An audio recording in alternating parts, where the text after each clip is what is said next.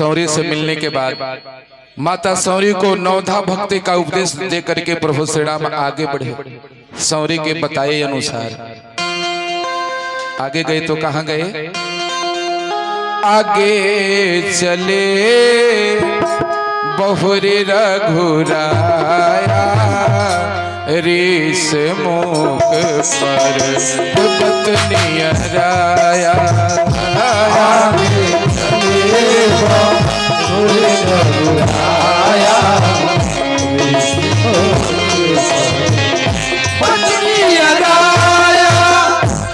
ऋष ऋषमुख पर्वत के नजदीक पहुंचे। उस ऋषमुख पर्वत पर सुग्रीव रहते हैं। सुग्रीव जी के साथ हनुमान जी भी हैं। मैं निवेदन करूंगा भक्त और भगवान के इस मिलन को विशेष करके मेरे अजय भैया बड़े भैया जरूर सुनेंगे। यहाँ पर राम जी और हनुमान जी मिलने वाले हैं। वैसे तो अध्यात्म रामायण और वाल्मीकि रामायण के अनुसार बचपन में भी हनुमान जी शिव जी के साथ गए थे। जब शिव जी मदारी बन करके गए थे तो राम से मिले हैं। लेकिन रामचरितमानस में आज प्रथम मिलन होता है। पंपा सरोवर पर विचरण कर रहे हैं और इस मुख पर्वत पर से सुग्रीव की दृष्टि जाती है राम जी पर और लक्ष्मण जी पर। सुग्रीव डर जाते हैं। सुग्रीव को लगा कि हो सकता है कि मेरा भाई बाली जो आज मेरा दुश्मन बना हुआ है स्वयं तो इस पहाड़ पर आ नहीं सकता, किसी दूसरे को मुझे मारने के लिए भेज रखा है। ये दोनों दुश्मन हैं। राम और लक्ष्मण को देख करके देखें जीव भगवान राम और लक्ष्मण को देख करके भी पहचान नहीं पाता। कहता है अरे ये तो साधारण आदमी। लेकिन जब भगवान के गुरु की कृपा होती है तभी वह पहचान पाता है कि ये भगवान है। सुग्रीव को दुश्मन दिखाई पड़े राम लक्ष्मण। जब दुश्मन दिखाई पड़े तब सुग्रीव हनुमान जी को याद करते बोले कि हनुमान आप जाओ और पता करके आओ कि ये वे दोनों दुश्मन तो नहीं।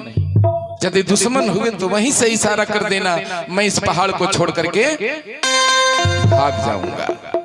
हनुमान जी बढ़ने लगे। सुग्रीव ने कहा कि अरे हनुमान थोड़ा रुको रुको। क्या है? तो इस भेष में मत जाओ, ब्राह्मण का भेष बना लो। अब हनुमान जी यहाँ बटुक ब्राह्मण का रूप धारण करके आते हैं जहाँ राम और लक्ष्मण हैं। पंपा सरोवर पर आके हाथ जोड़ करके हनुमान जी राम जी को प्रणाम करते, लक्ष्मण जी को प्रणाम करते और प्रश्न करते, पूछते क्या कि को तुम्हें श्यामल गौर शरीरा क्षत्रिय रूप फिरहूं बने वीरा।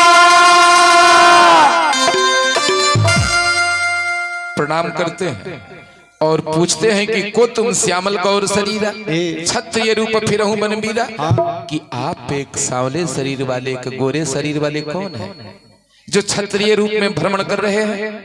फिर हनुमान जी कहते कि कठिन भूमि कोमल पदगामी कवन हेतु बिचरहूं वन स्वामी, कि इस वन के मार्ग बड़े कठोर है और आपके पांव बड़े कोमल, क्या हेतु है जो इस वन में आप घूम रहे हैं? अब राम जी लक्ष्मण जी की तरफ देखते हैं, हनुमान जी की तरफ नहीं देखते। लक्ष्मण जी की तरफ देखते हैं कि लक्ष्मण मुझे दाल में काला लग रहा है। क्या? तो सामने वाला हमें आधा तो पहचान रहा है, फिर भी पूछ रहा है कि हम कौन हैं?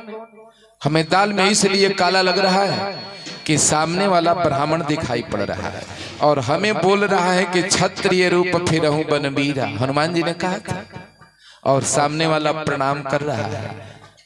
तो लक्ष्मण हमें क्षत्रिय पहचान करके भी यदि ये प्रणाम कर रहा है तो वह ब्राह्मण हो ही नहीं सकता। इसलिए हमें दाल में काला लग रहा है कि वह ब्राह्मण हो ही नहीं सकता जिसका सर किसी क्षत्रिय के आगे झुक जाए, हो ही नहीं सकता। तब हनुमान जी अपने आप को सावधान करते हैं, कहते हैं कि नहीं नहीं, मैंने तो इसलिए प्रणाम किया कि ऐसा भी हो सकता है ना क्या कि जग कारण तारन भव भंजन धरनी भार, कि तुम अखिल भुवन पति इन्ह मनुज अवतार। ऐसा भी हो सकता है कि जग कारण तारण भव, किस संसार को भव सागर से मुक्त करने के लिए आप ही अखिल ब्रह्मांड के नायक मनुष्य रूप धारण करके आ गए। जो भी हो कृपा करके आप अपना परिचय दें। अब भी राम जी हनुमान जी से बात नहीं करते हैं, लक्ष्मण जी से ही बात करते हैं। कारण क्या था बात नहीं करने का, आगे चर्चा होगी। लक्ष्मण जी से कहते कि लक्ष्मण तुम इन्हें अपना परिचय दे दो और इनका परिचय भी पूछ लो कि ये कौन है। लक्ष्मण जी ने कहा कि चक्रवर्ती महाराज दशरथ का पुत्र मैं लक्ष्मण, और ये मेरे बड़े भाई प्रभु श्री राम।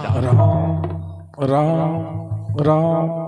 ये राम राम का शब्द हनुमान जी के कानों में प्रतिध्वनित होने लगा, राम राम। तब तक लक्ष्मण जी ने कहा कि आपने चरित कहा मैं गाए, विप्र कहूँ निज कथा बुझाई। कहते हैं कि अपना चरित्र तो मैंने गा करके सुना दिया,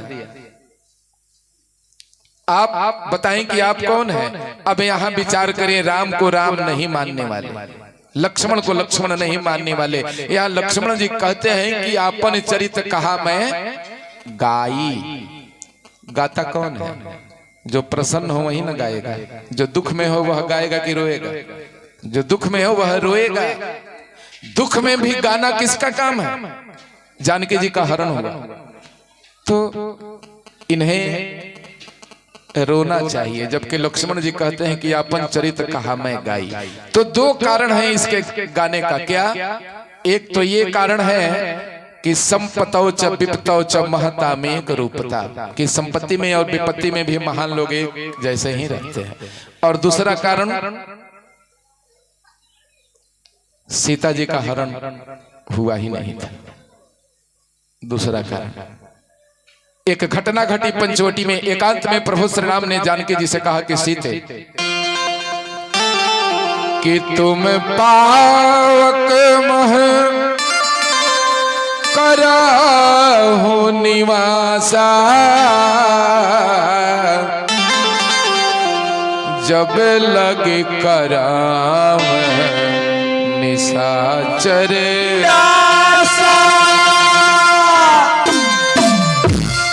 कहते हैं कि तुम अग्नि में निवास करो, सदा के लिए नहीं, जब तक मैं राक्षसों का नाश नहीं कर लेता। फिर क्या था? प्रभु श्री राम के इच्छा मात्र से अग्निदेव प्रकट हो गए। क्यों ना हो?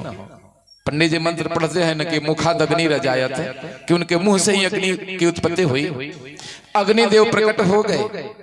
जानकी जी प्रभु श्री राम को प्रणाम करते, अग्नि की परिक्रमा करके अग्नि में समा जाती, और फिर अग्नि से बाहर सीता जी की प्रतिबिंब, फोटोकॉपी, जिरॉक्स, माया या नकली सीता जो कहें बाहर निकल गई। गोस्वामी जी लिखते हैं कि लक्ष्मण भी यह मरम न जाना, किस विधि चरित रचा भगवाना, कि लक्ष्मण जी भी इसके बारे में नहीं जान सके, हम आप किस खेत के। अब जब लक्ष्मण जी ने हनुमान जी से कहा कि आप कौन हैं, तुरंत हनुमान जी इधर राम सुने थे, इनके चरणों में गिर पड़े राम जी के कि प्रभु।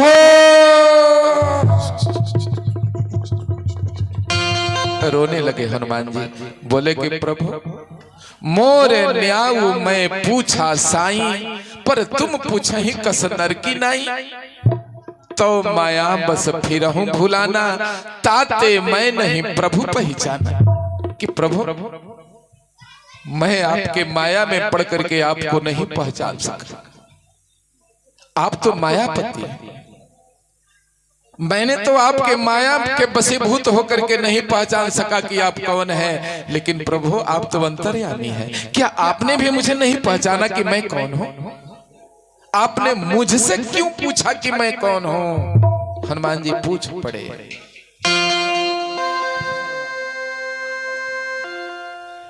अच्छा, क्या वास्तव में राम जी हनुमान जी को नहीं पहचान पाए? जब नहीं पहचाने तो फिर अंतर्यामी कैसे? तो फिर पूछे क्यों? यदि पहचान लिए तो सबको राम जी नहीं पहचानते हैं। जानते तो सबको हैं, लेकिन पहचानते किसे हैं? सुंदरकांड में एक चौपाई है, भगवान राम कहते हैं कि मैं उसे ही पहचानता हूं। किसे?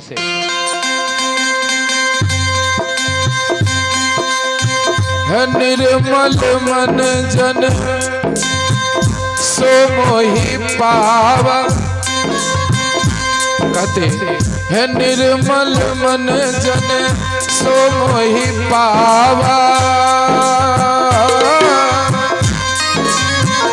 मोहि कपट छल क्षेत्र न भावा। राम सिया राम जय जय राम, बोलो राम सिया राम सिया राम जय जय। प्रभु तो उसे ही पहचानते हैं जो निर्मल मन लेकर के उनके पास जाता है। हनुमान जी भेष बदल करके आए थे, तो भेष बदलना भी एक तरह का कपट है कि नहीं? भेष बदलना भी एक तरह का कपट है। लेकिन जैसे ही प्रभु श्री राम के चरणों में गिरे हनुमान जी कि इनका वह ब्राह्मण वाला रूप खत्म हो गया और अपने असली स्वरूप में आ गए। ऐसा क्यों हुआ? ऐसा इसलिए हुआ कि जीव तभी तक कपट कर सकता है जब तक वह भगवान से दूर हो। जैसे ही जीव अपने आप को भगवान के चरणों में समर्पित करता कि भगवान का एक नाम हरि भी है, वह उसके सारे कपट का हरण कर लेते हैं। फिर हनुमान जी अपने असली रूप में दोनों एक दूसरे से आलिंगनबद्ध हो गए। हनुमान जी कहने लगे कि प्रभु प्रभु प्रभु, और भगवान राम जी कहने लगे कि हनुमान हनुमान। जितना बार हनुमान जी ने प्रभु कहा, राम जी भी उतना ही बार हनुमान का नाम लेने लगे। क्यों? गीता के उपदेश देते समय भगवान कृष्ण अर्जुन से कहते हैं कि अर्जुन, मैं उसे उसी प्रकार भजता हूं जो मुझे जिस प्रकार भजता है। इधर हनुमान जी अब कहने लगे प्रभु श्री राम से कि प्रभु,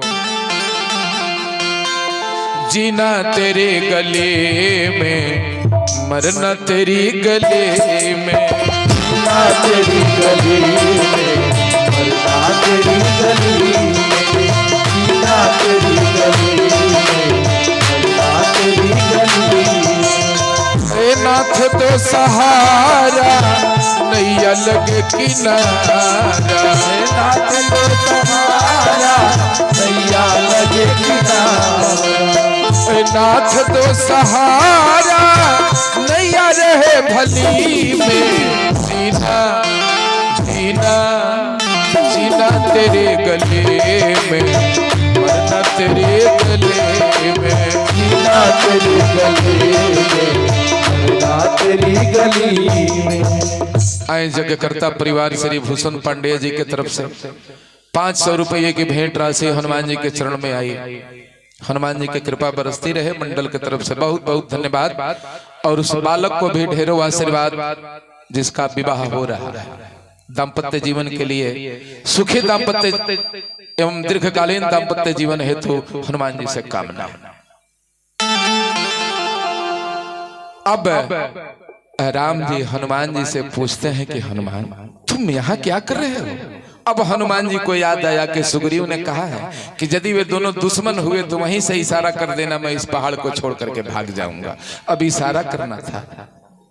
जैसे राम ने कहा कि हनुमान तुम यहाँ कैसे, हनुमान जी ने कहा कि अरे प्रभु, ये पहाड़ देख रहे हैं, इसी पहाड़ पर मैं महाराज सुग्रीव के साथ रहता हूं, आप चले, मैं आपको उनसे मिलवाता हूं।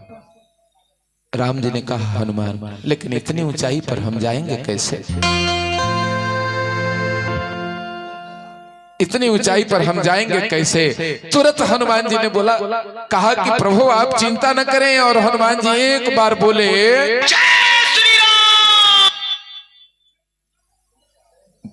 हनुमान जी जब बोले जय श्री राम, इनका शरीर बढ़ गया, तुरंत झुक गए, बोले कि आइए प्रभु पीठ पर मेरे बैठ जाइए। राम जी चढ़ नहीं रहे। लक्ष्मण जी ने कहा कि अरे भैया चढ़ जाइए, उठा लेगा, बड़ा बलवान है। अब राम जी ने हनुमान जी से कहा कि हनुमान पहले तू मेरे एक प्रश्न का उत्तर दो, फिर मैं तुम्हारे साथ चलूंगा। क्या? जब तुम इतने बलवान हो तो चाहो तो हमें अपने गोद में भी उठा करके लेके जा सकते हो, पीठ पर क्यों उठाना चाहते हो? पीठ पर क्यों ले जाना चाहते हो? हनुमान जी हाथ जोड़ करके बोले कि प्रभु, यदि मैं आपको अपने गोद में उठाऊंगा तो मैं आपको पकड़ूंगा, मैं आपको पकड़ूंगा, लेकिन यदि आप मेरे पीठ पर बैठेंगे तो आप मुझे पकड़ेंगे, और उत्तरदायी तो उसका होता है जो पकड़ता है। प्रभु आप एक बार भी जिसे पकड़ लेते हैं फिर वह कहाँ छूटता। जैसे ही हनुमान जी के पीठ पर प्रभु श्री राम और लक्ष्मण जी विराजमान हुए कि सुग्रीव नाचने लगे। सुग्रीव समझ गए कि दोनों दुश्मन नहीं मित्र है। ऐसा क्यों? जब आप जानते हैं तो सुग्रीव जी नहीं जानते हैं कि दुश्मन की तरफ कभी भी कोई पीठ नहीं करता, और हनुमान जी का पीठ तो कोई दुश्मन देख ही नहीं सकता। सुग्रीव मस्त लेके गए, अग्नि को साक्षी मान करके मित्रता हुई, और फिर बाली का वध हुआ। सुग्रीव को राजा बनाया गया और अंगद जी को युवराज। ये राजनीति देखिए, राजनीति है। रामायण से जो कुछ निकालें सब मिलेगा। बाली का पुत्र अंगद, इनको अगला राजा बना दिया गया। सुग्रीव को भले राजा आज के लिए बनाया जा रहा है, लेकिन भविष्य के राजा अंगद जी को युवराज बना दिया गया। तो रामायण से नीति, प्रीति, परमार्थ और स्वार्थ ये चारों चीजें मिल जाती हैं। एक और बात, बलवान दुश्मन को हराने के लिए बलवान मित्र ढूंढा जाता है। तो राम ने बलवान बाली को मार दिया, जो कमजोर था, भगेड़ा था। सुग्रीव उससे मित्रता कर लिए। कई कारण हैं इसके, सबके समझ की बात नहीं है। रामायण वही समझ सकता है, वही जान सकता है जो या तो कुछ नहीं जानता हो या बहुत कुछ जानता हो।